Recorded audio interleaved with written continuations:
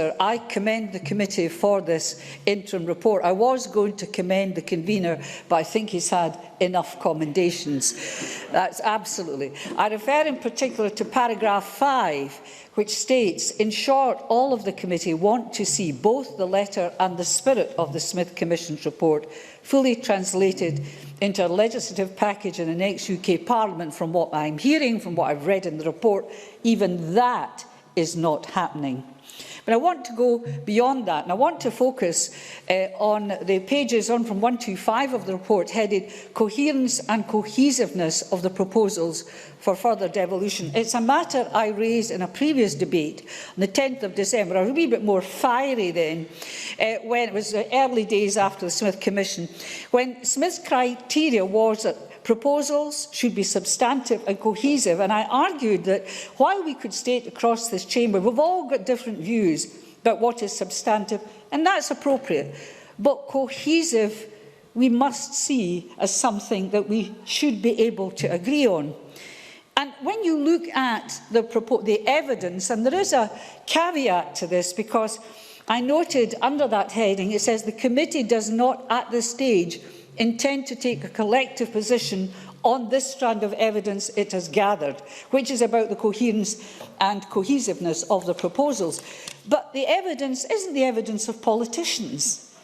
It's the evidence of the very civic society that Alison Johnson referred to. Professor Michael Keating, who suggested that the devolution of a broader range of taxes would have provided greater flexibility to the Scottish Government. He did not see what was being proposed as cohesive. Dave Moxham of the STUC also saw a greater range of taxation powers to be devolved, again, because, including employment law tribunals referred to by Mary Fee, because what is being proposed is not cohesive. Again, Poverty Alliance Peter Kelly called for control of the national minimum wage and much more to deal with poverty issues, because, again, his view on behalf of the Poverty Alliance is the proposals were not cohesive. There was a range of organisations with welfare issues who highlighted the linkages between employability and equalities and suggested that devolution of equalities legislation and employment law would have resulted in a more coherent package of proposals for devolution. So we have many strands of evidence. One-parent families took the same view. So when you look at what's being proposed, and of course we want certain benefits devolved, but will that work? And even though my direction of travel, and it better be soon, is to independence, even if yours is not, and you simply are looking for a form of devolution, Smith Plus, Smith Maximum Plus, or whatever, you have to give it that test. Will it work?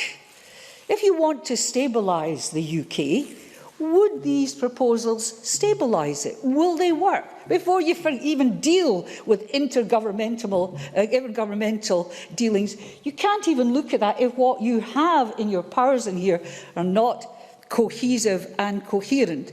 So I have concerns about this being put forward. Huge concerns if we're not even getting Smith. But even beyond that, that we've not resolved these issues. And as others have said, we have moved on. We have moved on in the last election to the Scottish people not voting for independence, but voting for more than Smith. There's no doubt about that. And this will not deal with it. And this will not deal with cohesiveness and substantial results.